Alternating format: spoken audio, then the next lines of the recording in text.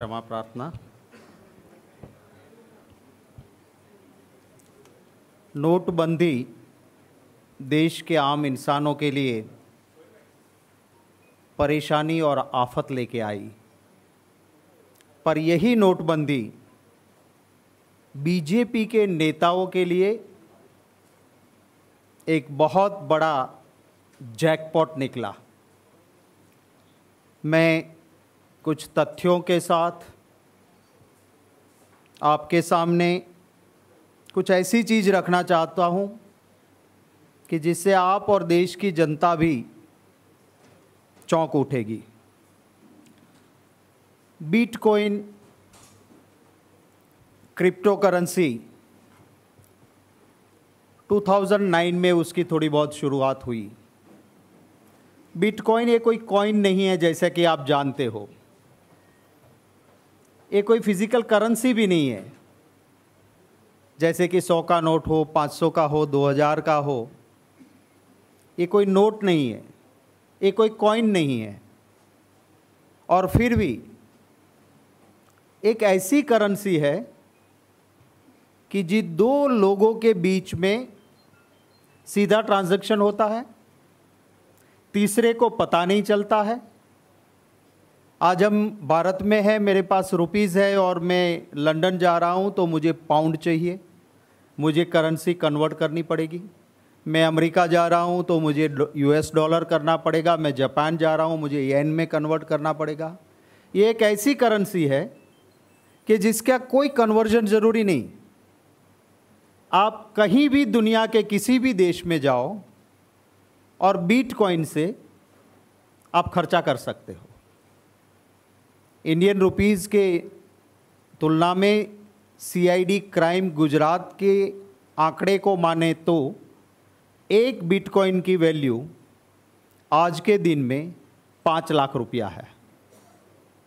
और ये ज़रूरी नहीं कि एक बिटकॉइन आप यूज़ करो। जैसे 1 रुपया होता है, उसमें से आप 10 पैसा खर्च कर सकते हो, 2 पैसा कर सकते हो, 50 पैसे कर सकते हो। उसी तरह बिटकॉइन का 1/1000 छोटा सा छोटा हिस्सा भी आप खर्च कर सकते हो। मैं आपको एक छोटा सा वीडियो भी दिखा दूंगा जो बिटकॉइन के ऊपर आपको और अच्छी तरह से समझाने की कोशिश होगी। बिटकॉइन जिस ब्लॉकचेन के ज़रिए चलता है वो फुल प्रूफ होता है। कोई भी कॉइन जनरेट नहीं कर सकता है। इसे कहते हैं माइनिंग, बिटकॉइन माइन करना। उसके लिए इनकी फिक्स एजेंसी है, हवाले से पैसा जाता है। हांगकांग में कोई एजेंट है उसका। आप सूरत में आपके पास नोट है, आप इलीगल हवाले से वो नोट दिया पुराना, वो चला गया नेपाल में। नेपाल वाला बंदा जो है वहाँ से नोटबंदी के बाद भी वो पुरानी नोट एक्सेप्ट कर लेगा। वहाँ से वो हवाला देगा सिंगापुर वाले को, सिंगापुर वाला देगा कहीं और वहाँ से हांगकांग वाला आपका पैसा आने के बाद एक कोड जनरेट करेगा जिससे बिटकॉइन माइन होगा। और बिटकॉइन माइन हो गया, जो बिटकॉइन माइनिंग करता है उसको एक लंबी प्रोसीजर से गुजरना है, उसको अपना कमीशन मिलेगा। आपको अपने पैसे पुरानी नोट के बदले में आपको नया बिटकॉइन मिल गया।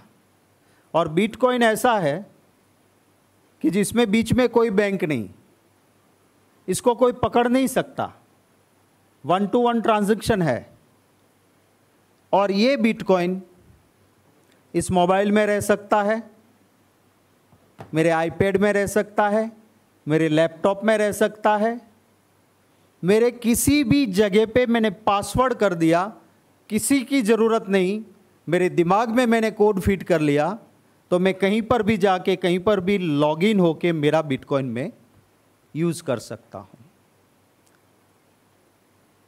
सीआईडी क्राइम गुजरात की माने तो शुरू में उन्होंने कहा था कि बिटकॉइन में सूरत में नोटबंदी के बाद, डिमोनेटाइजेशन के बाद 1500 करोड़ का फेरबदल हुआ होगा।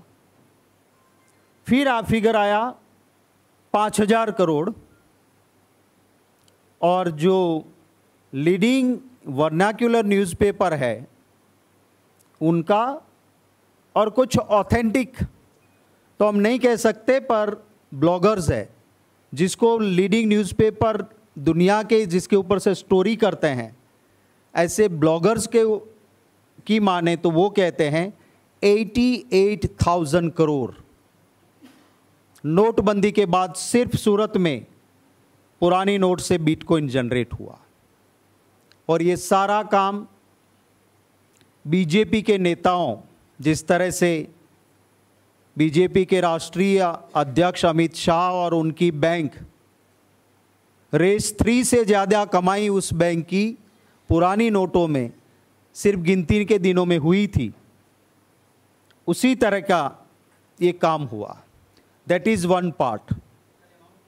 मैं आता हूँ पहले मेरी बात, क्योंकि ये थोड़ा 2 पार्ट वाला स्टोरी है। एक मैं आपको कहता हूँ बिटकॉइन डीमोनेटाइजेशन के ज़रिए सीआईडी क्राइम की माने तो 5,000 crore, leading newspaper vernacular Gujarati की माने, ब्लॉगर्स की माने 88,000 करोड़। और सिर्फ यहाँ पे रुका नहीं, फिर एक नई योजना शुरू हुई। देखिए आप, भाई भूख और भ्रष्टाचार, भाजपा ने इस सूत्र को कैसे लिया है। भाई पैदा करो, अपनी भूख मिटाओ और आराम से भ्रष्टाचार करो। ये जो जितने बिटकॉइन सूरत में लिए, उनमें से बीजेपी के नेताओं ने अपनी एक चेन खोली।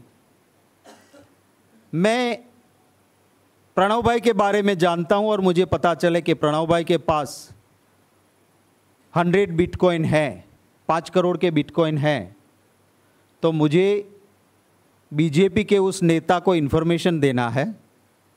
मुझे वो 1% कमीशन देंगे इन्फॉर्मेशन देने की, और इन्फॉर्मेशन लेने के बाद मैं सीबीआई का अफसर या पुलिस, इनकी मदद से इनको अगवा कर लूँगा। प्रणव भाई को उठा लिया, उसको कहेंगे कि तुम्हारे पास बिटकॉइन है, मेरे पास इन्फॉर्मेशन कॉन्क्रीट है, ईडी और इनकम टैक्स तुम्हारा केस बनाएगी, जिंदगी भर जेल में रहोगे, बचना है, हाथ जोड़ेंगे बचाओ। ठीक है, तुम्हारे बिटकॉइन है, जो मैं कहूँ उस वॉलेट में ट्रांसफ़र कर दो और ऊपर से थोड़ा कैश दे दो, चलो आप फ्री हो गए। फिर दूसरे को पकड़ो, उससे इसी तरह से करो। ऐसा करते करते एक शैलेश भट्ट करके सूरत का रहने वाला, शैलेश बाबूलाल भट्ट, उसको सीबीआई के इंस्पेक्टर सुनील नायर ने बुलाया कि तेरे पास बिटकॉइन है। अमित शाह अरेस्ट हुए तब से मेरा अमित शाह से परिचय है, और ये सारा रिकॉर्डिंग है मेरे पास, क्योंकि मैं तो जानता हूँ बीजेपी चाहूँ मेरे खिलाफ करे, बहुत केसेस करती हैं, कहीं आज तक फ़ायदा नहीं हुआ, एक और केस कर ले मैं लड़ लूँगा। सुनील नायर कहता है कि अमित शाह अरेस्ट हुए तब से पहचान है, पैसे दे दे वरना फिट कर दूंगा। शैलेश बाबूलाल भट्ट सोचता है कि कहाँ झंझट में पड़ूं। सौदा होता है 5 करोड़ का। 5 करोड़ सीबीआई इंस्पेक्टर को देता है कि जान छूटे। कुछ दिनों बाद यही शैलेश भट्ट गांधीनगर के पास कोबा सर्कल निधि पेट्रोलियम वहाँ खड़ा होता है। उसके साथ किरीट पालड़िया है, ड्राइवर महिपाल है। पेट्रोल पंप के पास वो अपनी फॉर्च्यूनर वाइट गाड़ी में खड़े हैं और पेट्रोल पंप पे धड़ाधड़ 3 पुलिस वैन आते हैं। एक सुमो है GJ14 129, 2 वॉल्वो गाड़ी आती है GJ14 306, GJ18 790, 6 लोग पुलिस वर्दी में, 5 लोग सिविल ड्रेस में, और इनको उठा के ले जाते हैं फार्म हाउस में। दहेगाम विलेज के पास, दहेगाम रोड पे मौड़ी विलेज के पास केशव फार्म में इनको रखा जाता है। वहाँ उनको मारा जाता है और कहते हैं कि मारने वाला खुद को कि मैं एलसीबी पीआई एपी पटेल हूँ, तेरे पास बिटकॉइन है, तो ज़िंदगी भर जेल में रहना है या बिटकॉइन दे देना है। 200 बिटकॉइन, 10 करोड़ के बिटकॉइन। वो पीआई कहता है कि ZEB पे इस नाम का और ब्लॉकचेन वॉलेट है, ब्लॉकचेन वॉलेट में ज़ेब पे ZEBPAY है, उसमें ट्रांसफ़र कर। वो अपने मोबाइल से 200 बिटकॉइन 10 करोड़ के उसमें ट्रांसफ़र कर देता है, 200 करोड़ के। उसके बाद कहता है कि और 32 करोड़ कैश चाहिए। तो वो कहता है कि आंगड़िया, जो courier, illegal courier service type एक चलता है आंगड़िया सर्विस, उसे फ़ोन करता है, एक नाम देता है, इधर 32 करोड़ ट्रांसफ़र करना है। ये सब कुछ होने के बाद इसको छोड़ा जाता है। फिर ये शैलेश भट्ट सोचता है कि पहले सीबीआई वाला ले गया, अब अमरेली पुलिस ले गई, बेहतर तो यही होगा कि मैं इससे छुटकारा पा लूँ। वो एक एक्स एमएलए बीजेपी का है, महेंद्र सरवैया, उसको मिलता है। वो उसको state home minister Pradeep Singh Jadeja के पास ले जाता है। प्रदीप सिंह जाडेजा कहानी सुनते हैं और कहते हैं कि दम है। जो इंडिपेंडेंट विटनेस का ऑडियो रिकॉर्डिंग है मेरे पास, वो कहता है कि बात होती है बीजेपी के फंडिंग की, वो हाँ बोलता है। और फिर उसको सीआईडी क्राइम में भेजा जाता है। मैंने मास्टर किया है लॉ में, मैं LLM हूँ। एक लेमैन को भी आप पूछिए कि अगर एक्स ने वाई के साथ फ्रॉड किया, उसको लूट लिया, और एक्स पुलिस स्टेशन जाता है, तो कंप्लेनेंट कौन बनता है? जिसके पैसे गए वही फरियादी होता है ना। हाँ, कानून कहता है कि जब कंप्लेनेंट नहीं मिलता है, पुलिस कंप्लेनेंट बन सकती है। पर when there is a complainant sufferer, यहां पे क्या होता है, गुजरात सीआईडी क्राइम शैलेश भट्ट की कंप्लेन नहीं, पहले एप्लीकेशन लेते हैं, फिर सीसीटीवी कैमरा, वो कहता है साहब एक पंप पे था, सीसीटीवी देखो। सीसीटीवी में देखते हैं कि हाँ पुलिस की गाड़ी आती है, अमरेली वाले हैं, उठा के जाते हैं, नंबर मिलते हैं। फार्म हाउस का कैमरा सीसीटीवी देखते हैं तो वहाँ इसको मारते हैं, सब कुछ मिल जाता है। सीआईडी क्राइम कहती है स्टोरी सही है। शैलेश भट्ट को कंप्लेनेंट नहीं बनाते हैं, पुलिस कंप्लेनेंट बनती है सीआईडी क्राइम, और एफआईआर दर्ज होती है CR नंबर 2/2018। ये कंप्लेन वहाँ पे पुलिस सीआईडी कंप्लेनेंट बन के ये एफआईआर, मैं आपको कॉपी दे रहा हूँ इसकी, एफआईआर दर्ज होती है। इन्वेस्टिगेशन आगे निकलता है तो पता चलता है कि इसमें सिर्फ पुलिस वाले नहीं है, आईपीएस ऑफिसर है, सुप्रिंटेंडेंट ऑफ पुलिस अमरेली का, और उस आईपीएस अफसर को भी अंदर किया जाता है, पीआई को अंदर किया जाता है, 10 कांस्टेबल पकड़े जाते हैं, आज भी जेल में है। इन्वेस्टिगेशन आगे चलता है तो पता चलता है कि ये तो सर्प मोहरे थे, ओरिजिनल माइंड तो बीजेपी का लीडर है, भाजपा का नेता, ex MLA of BJP Nalin Kotadiya. और जब एक नाम खुलता है कि नलिन कोटड़िया इज मास्टरमाइंड, तो नलिन कोटड़िया एक अपना वीडियो वायरल करता है, पकड़ के देखो, मैं नहीं, बहुत सारे भाजपा के आका है, सबका खोल दूंगा। गुजराती में कहते हैं वटाणा वेरी नाखीस, इट मीन्स सबको एक्सपोज कर दूंगा। फिर नलिन कोटड़िया को पुलिस अरेस्ट नहीं करती है।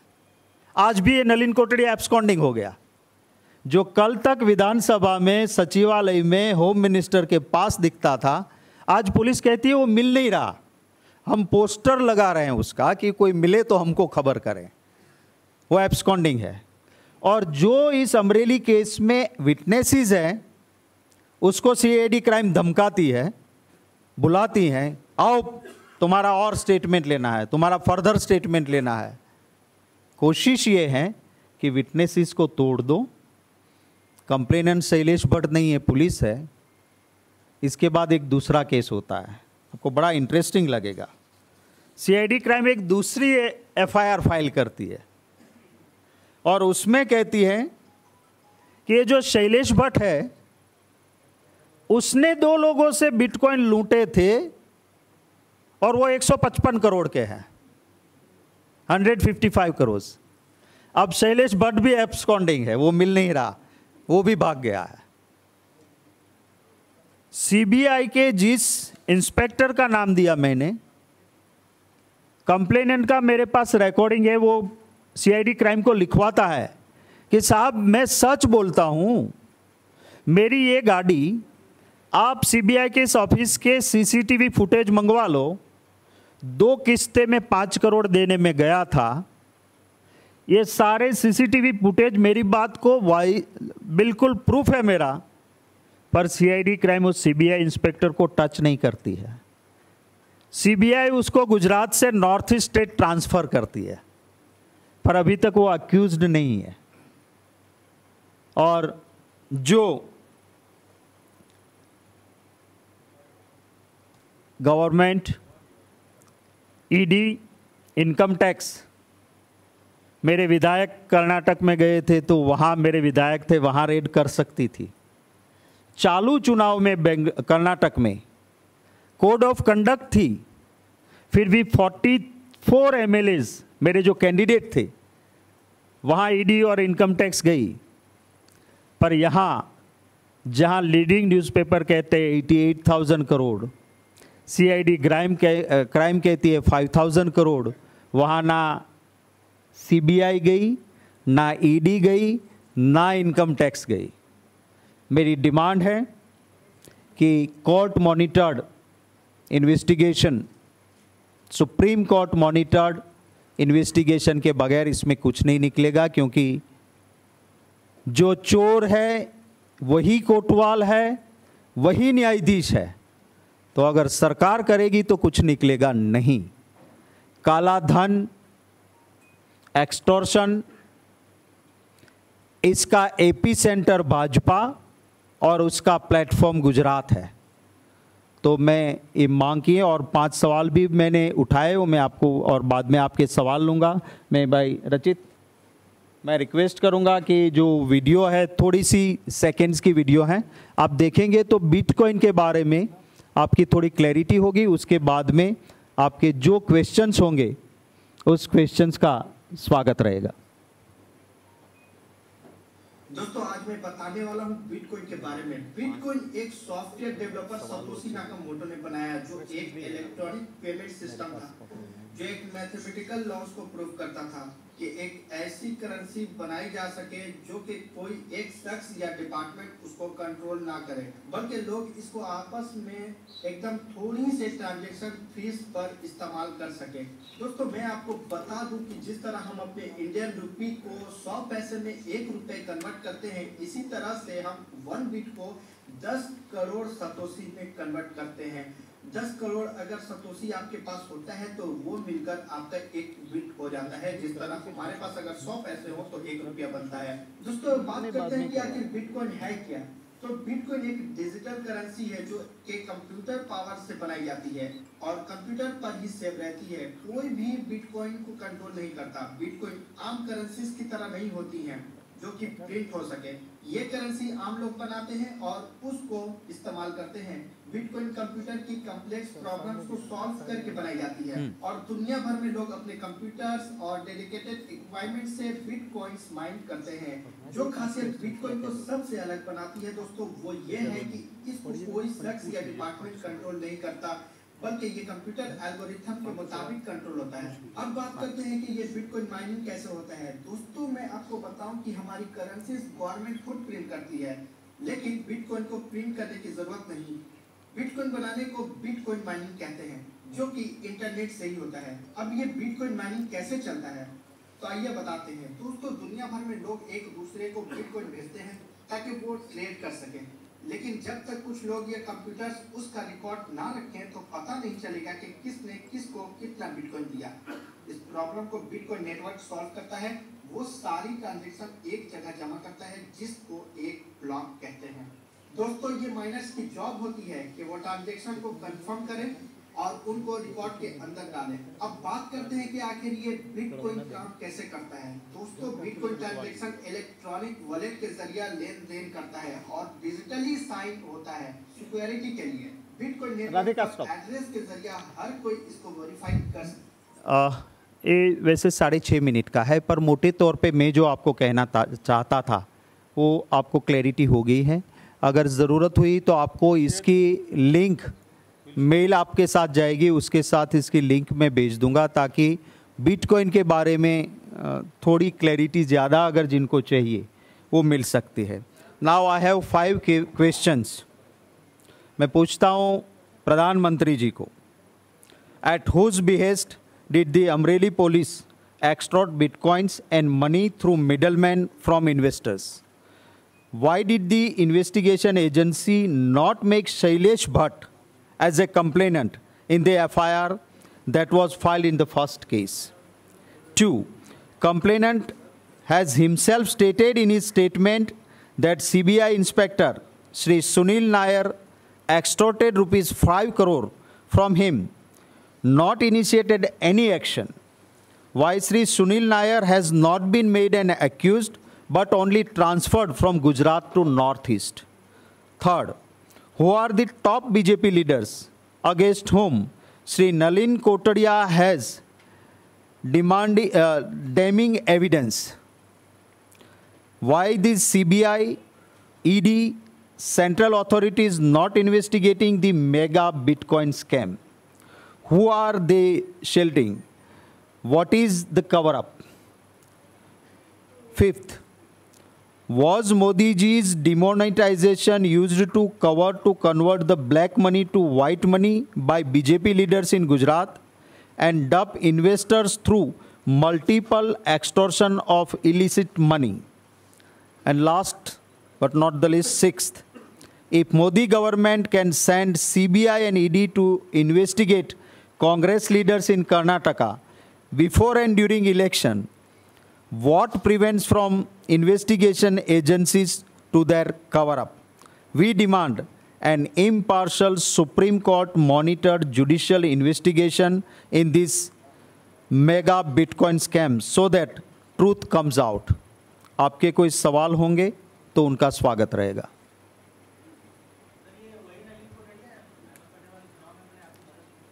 हमारी मदद नहीं की थी, बीजेपी की मदद की थी। He voted for BJP during Patidar agitations.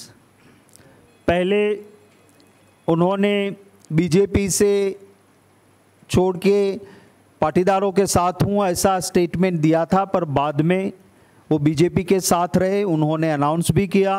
हो सकता है कि उसी वक्त ये सारी चीज़ों का सौदा हुआ हो और इसीलिए हम जुडिशियल इन्वेस्टिगेशन मांगते हैं कि वही नलिन कोटड़िया हैं, बीजेपी के नेता हैं, जिसको सबको लग रहा था कि वोट एंटी बीजेपी करेंगे, पर बीजेपी के साथ राज्यसभा में भी वोट किया था और उनके साथ रहे थे।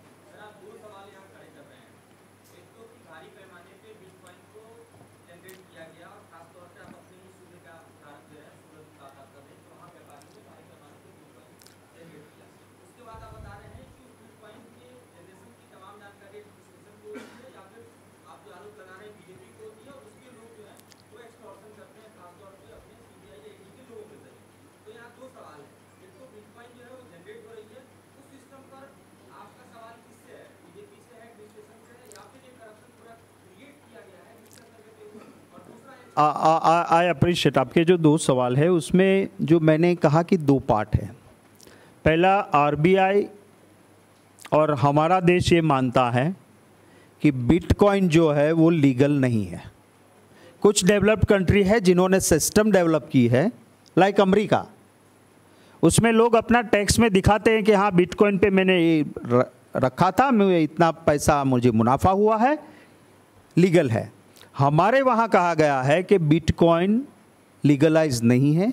आरबीआई ने कहा है कि किसी भी बैंक इसको ना समर्थन करे। इन्फॉर्मेशन किसी के पास नहीं रहती इसमें, इसीलिए बड़ा चिंता का विषय है। ये पैसा इलीगल ट्रांजैक्शन होता है, इसमें कोई बैंक बीच में नहीं आती है। आप मिडल मैन को पैसे हवाला से देते रहो। बिटकॉइन माइनिंग एजेंट है, वो बिटकॉइन माइन करेगा जब आपका पैसा आएगा, और आपके पास बिटकॉइन आ गया, फिर आपको ये परचेज करना है तो आपको रुपीज़, पाउंड, डॉलर किसी की ज़रूरत नहीं है। आप बिटकॉइन से मेरे और उसके बीच में सौदा होगा, ये चीज़ गई, पैसा मेरे पास आ गया। तो ये एक सवाल हुआ जहाँ पे ईडी, इनकम टैक्स, सारी सेंट्रल एजेंसीज, इतना बड़ा स्कैम तो क्या कर रहे थे वो। इसका मतलब ये कि सरकार के आशीर्वाद से चल रहा था। That is one part. Second part is किसी एजेंसी को पता नहीं होता है ये पता होता है सिर्फ मैंने बिटकॉइन खरीदा, दूसरे ने बेचा उसको, पर मेरा अकाउंटेंट है या मेरा कोई दोस्त है, उसको मैंने अगर बात की तो उनको पता चलता है। या जो एजेंट जो बिटकॉइन माइनिंग करता है या उसका सब एजेंट, उसको पता होता है, गवर्नमेंट अथॉरिटी को नहीं पता होता है। उनसे इंफॉर्मेशन भाजपा के नेता लेते थे, पुलिस, सीबीआई का यूज़ होता था। मैं भाजपा का नेता हूं, मुझे इन्फॉर्मेशन मिली, मैंने किसी एसपी को ट्रांसफ़र करवाया है, मेरा आईपीएस अफसर एसपी है, उसको मैं कहूँगा कि एक शिकार आया है, उठाओ इसको। क्योंकि बिटकॉइन जिसके भी ज़बरदस्ती ले लिए वो फरियाद करने से डरता है, क्योंकि वो खुद गुनहगार है, क्योंकि आपने इलीगल बिटकॉइन लिए। तो ये दोनों चीज़ है और दोनों में ही भारतीय जनता पार्टी अक्यूज्ड के कटघरे में खड़ी है।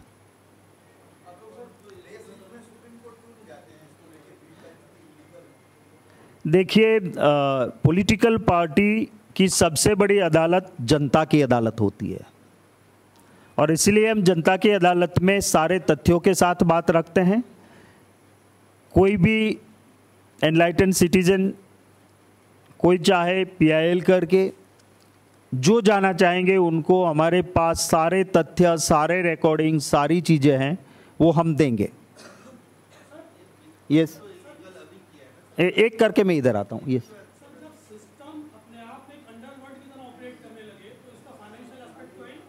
बिल्कुल फाइनेंशियल एस्पेक्ट है, और इसीलिए काला धन स्विस बैंक में, मेरा तो सीधा आपका इसका कनेक्शन देखो आप।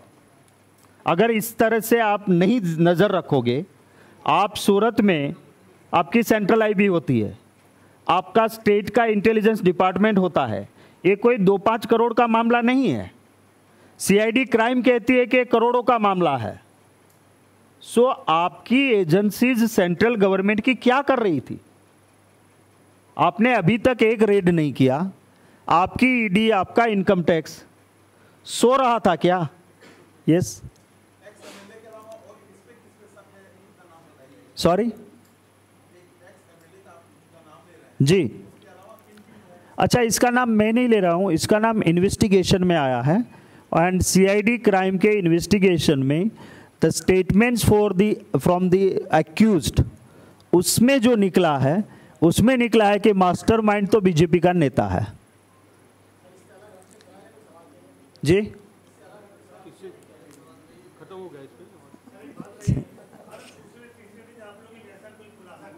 जी,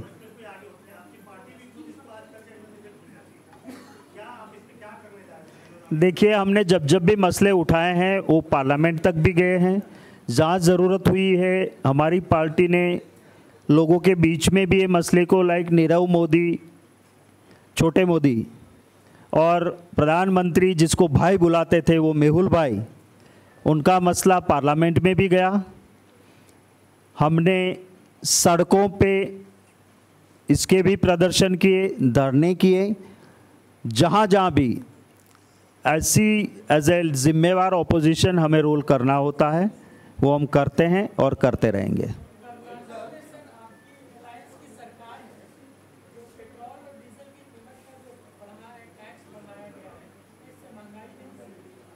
देखिए, मैंने जो आप कहते हो उसका पूरा देखा नहीं है, पर मैं मानता हूं कि कर्नाटक कांग्रेस वाला शासित राज्य था।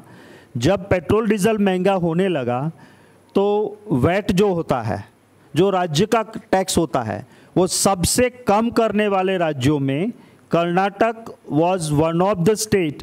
जब सोनिया जी ने रिक्वेस्ट की कि कांग्रेस शासित राज्य पेट्रोल और डीजल में वैट कम करने की, जब उन्होंने सभी राज्यों को कहा था, जब यूपीए पावर में थी, तो कर्नाटक में हमने वैट कम किया था। और इसीलिए आपने देखा होगा कि कर्नाटक का VAT compare to other state बहुत कम था। आज की जो आप बात करते हो क्या, क्यों और कैसे बढ़ाया है, उसके बारे में मेरे पास अभी इस वक्त पूरी हकीकत नहीं है।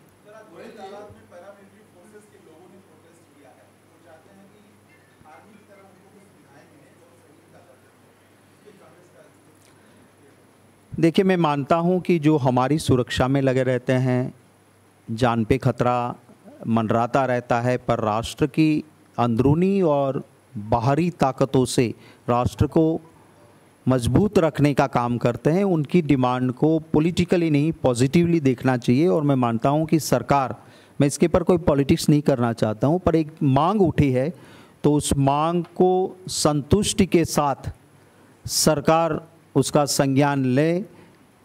हो सकता है कि कहीं फिनेंशियल क्राइसिस है तो प्रधानमंत्री जी कहाँ कर्टेल करना चाहिए, जो बहुत ज़रूरी नहीं है, ऐसी जगहों पे खर्चा कम कर सकते हैं, पब्लिसिटी पे, फॉरेन टूर्स पे करके भी इनकी जो मांगे हैं वो पूरी करनी चाहिए। यस,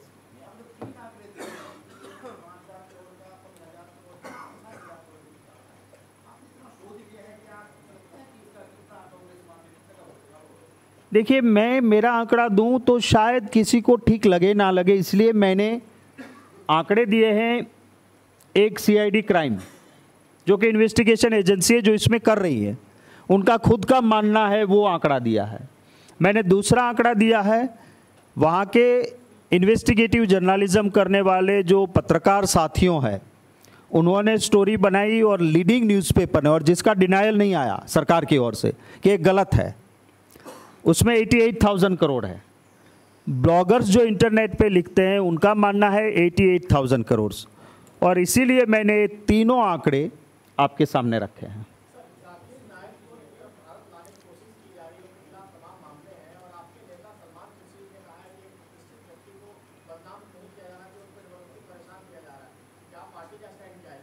देखिए, हमारा स्टैंड हमने पहले भी क्लियर किया हुआ था कि इस देश में शांति, एकता बहुत ज़रूरी है। मज़हब के नाम पे राजनीति ठीक नहीं होती है। हमारे वहाँ इंटरनल डेमोक्रेसी है। हमारे वहाँ भारतीय जनता पार्टी नहीं है कि अंतरात्मा बंद कर दो। किसी का इंडिविजुअल ओपिनियन कुछ भी हो सकता है। पार्टी का स्टैंड पहले भी इस केस में हमने बताया था, आज भी वही है। जो भी दोषी है, हमने कहा है कि दोषी किसी मज़हब का नहीं होता। दोषी एक्यूज्ड एज एन इंडिविजुअल देखा जाना चाहिए। वो कौन से मज़हब का है, कौन सी जाति का है, किससे जुड़ा है, वो नहीं देखा जा सकता। वो हमारा स्टैंड है। अगर कोई भी दोषी है तो उसके इस खिलाफ जो भी कानूनन काम होता है वो होता है।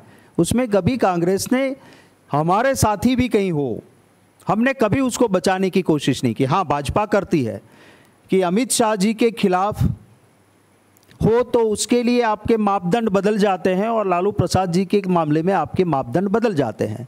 सीबीआई फर्स्ट अपील तक नहीं करती है क्योंकि अमित शाह एक्यूज्ड है। फर्स्ट अपील तो करना चाहिए।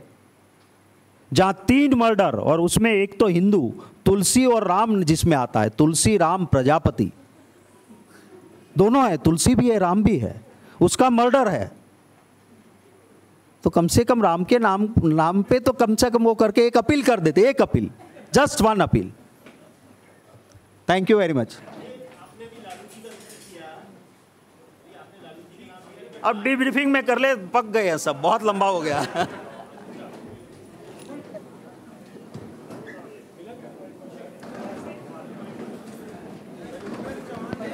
इलेक्ट्रॉनिक मीडिया के साथियों को विनती है, मेरी फ्लाइट है 9:1 टुडे।